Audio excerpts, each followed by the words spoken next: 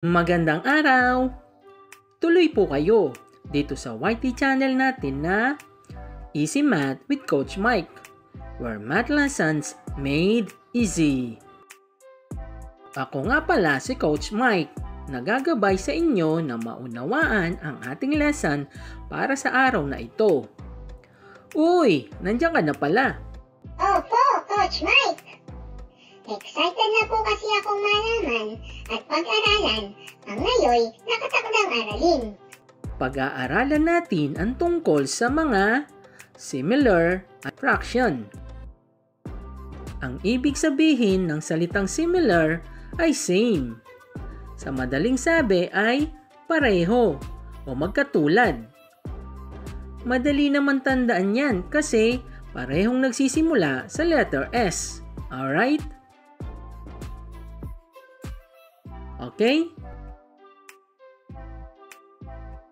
Consider natin yung pizza na nasa baba. Pansin natin na nakadivide yan sa 5 parte.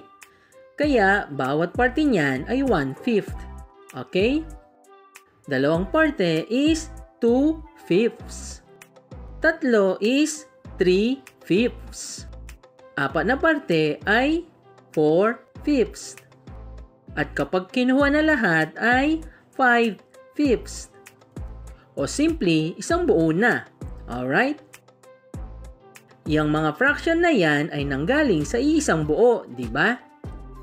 Sa makatwid, sila ay magkakasimilar fractions. Okay?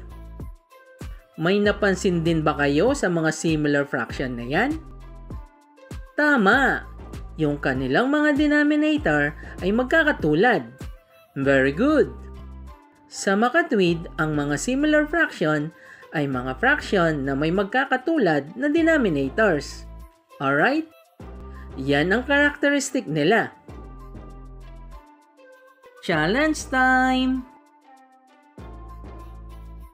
Pause nyo na muna ang video at kumuha na ng lapis at papel para makapagsagot na kayo dyan. Kapag ready nyo nang malaman kung tama ang mga sagot nyo, play nyo na ulit itong video. Okay? Galingan nyo ha!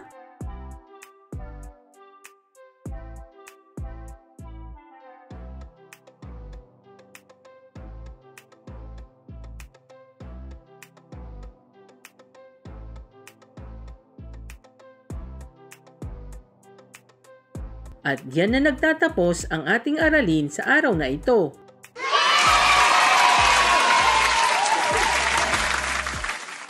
Huwag kayong mawawala sa next lesson natin ha. Abangan nyo yan ha. Opo, aabangan ko po yan. Meron ka bang natutunan sa video tutorial na ito? I'm sure, meron. Kaya pwede mo bang isubscribe ang channel na ito? Papindot ng notification bell. At dapat click all para ma-alert ka kagad-agad kapag may bago ng video tutorial na na-upload. Paki-like at paki-share na din ito para tulad mo ay may mga matuto pa mula dito. Okay? Maraming salamat mga kamatinik. See you all on the next video. Paalam, and God bless, to God be the glory.